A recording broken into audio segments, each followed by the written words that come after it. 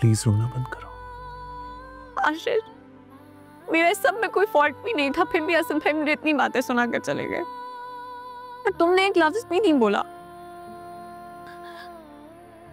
मैंने इस घर के लिए, इस घर के लोगों के लिए अपने पेरेंट्स को यहाँ से अकेला वापस भेज दिया, उनके साथ जाने से इनकार कर दिया। सोचो उन्हें कितनी शर्मिंदगी हुई होगी कि जिस बेटी के लिए उन्होंने अपनी पूरी लाइफ लगा दी, इतना सब कुछ किया, उसने गैरों की तरह उन्हें वापस लौटा दिया। क्यों? क्योंकि मैं जानती थी अगर मैं उनके साथ चली जाती तो गलत होता, इसलिए नहीं गई ना मैं। अरीशा, जो बाबा के साथ हुआ वो गलत नहीं? ये नहीं कहा। मैं जानती हूँ मॉम थोड़ी जज्बाती हैं, गुस्से में होती हैं तो रूड हो जाती हैं, बट ईशल वो मेरा बाप है, मैं उनकी आंखों में आंसू नहीं देख सकता। जो कुछ भाई और बाबा ने किया हमारे लिए, उसके बाद आवाज ऊंची करना तो दूर, हम उनके सामने सर भी नहीं उठा सकते। मुझे नहीं पता था कि जिस वक्त मॉम डैड एंटर होंगे उसी वक्त मेरे पे चाय गिर जाएगी, कि सब हो जाएगा ये तो मैं सोच भी नहीं सकती थी। मेरी वजह से बहुत ज्यादा मैस हो गया ना, तो हनीमून पे भी नहीं जा सकते।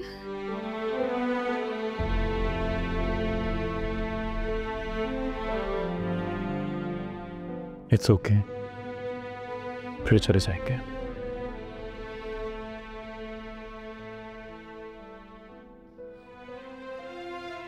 ज्यादा चलन तो नहीं हो रहा?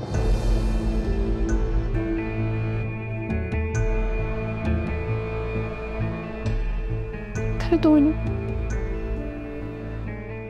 कोई नहीं, तुम बिल्कुल ठीक हो जाओगे। तुम मेरी वजह से बहुत हर्ट हुए हो ना। इस ओकेशन ऐसा कुछ नहीं है। सॉरी, मैंने कुछ भी जानबूझ के नहीं किया आशीष। बिल्कुल तुम्हारी कोई गलती नहीं। It's all right, it's fine.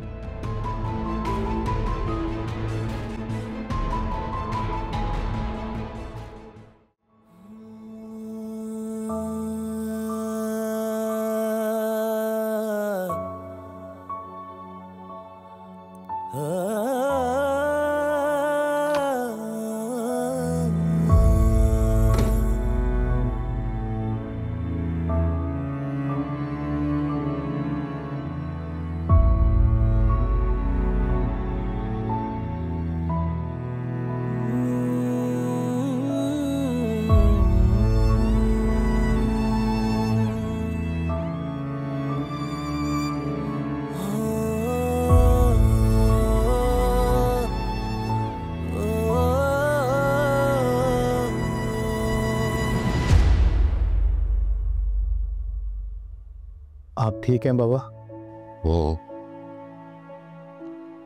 मुझे क्या हो गया? बेटों को आपकी ताकत बनना था बाबा, लेकिन आज आप वाकई में कमजोर महसूस हो रहे हैं।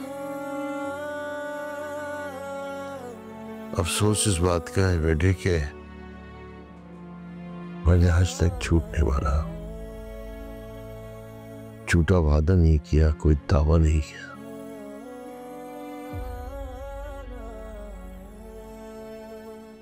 वक्त की सुदमगर्फी देखो कि पल भर में झूठा बना दिया मुझे ईशा की माँ। आप उनकी बातों को क्यों सोच रहे हैं बाबा? मत सोचें। बात अगर दिमाग पे लगी होती तो शायद निकल जाती है, लेकिन दिल पे लगी हुई बात बहुत मुश्किल से निकलती है।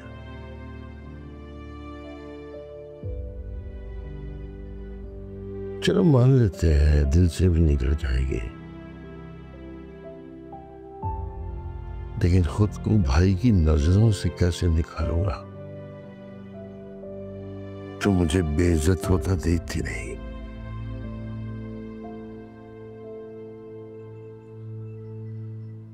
इंसान का जीना मरना इज्जत के सहारे हो, फिर इज्जत ही न रहे तो ऐसे जीने का क्या फायदा। अल्लाह ना करे आपको कुछ हो बाबा। इज्जत के साथ जी रहे थे, इज्जत के साथ जी रहे हैं और आगे भी इज्जत के साथ ही जिएंगे।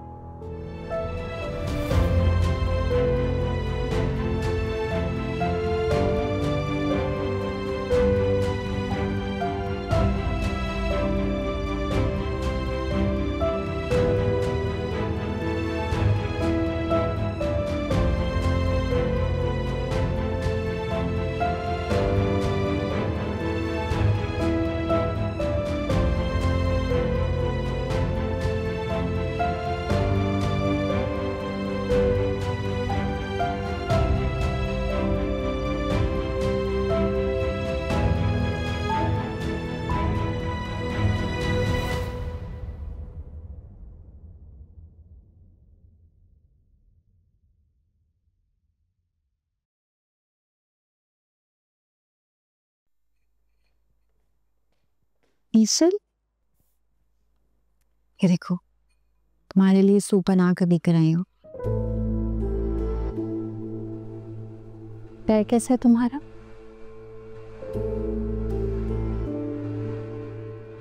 तुमसे बात कर रही हूँ। पैर कैसा है तुम्हारा?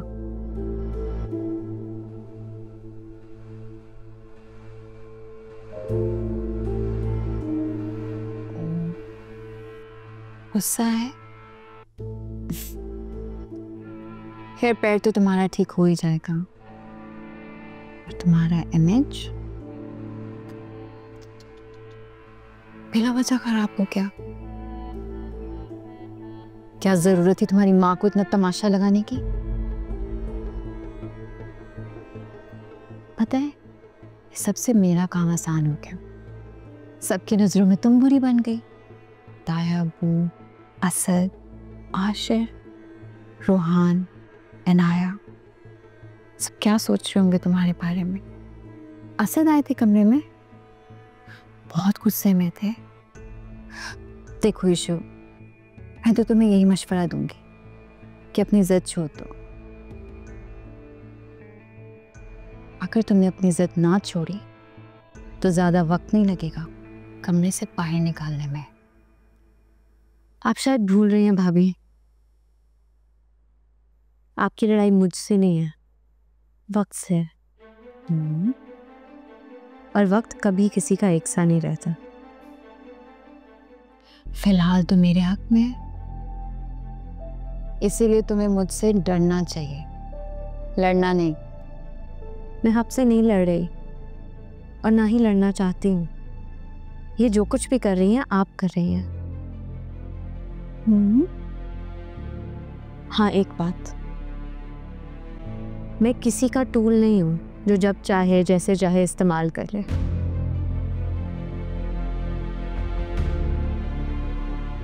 और हाँ, ये जो बार बार आप मुझे वार्न करती हैं ना, मैं भी आपको वार्न कर सकती हूँ, लेकिन आप मुझसे बड़ी हैं और मुझे इस बात का लिहाज है। लेकिन जिस दिन ये लिहाज ख़त्म हुआ उस दिन ये जो बचा कुचा इज्जत का रिश्ता है ये भी ख़त्म हो जाएगा। लेकिन ईशल, कहीं उससे पहले मैं तुम्हारा और आशिक का रिश्ता ना ख़त्म कर दूँ।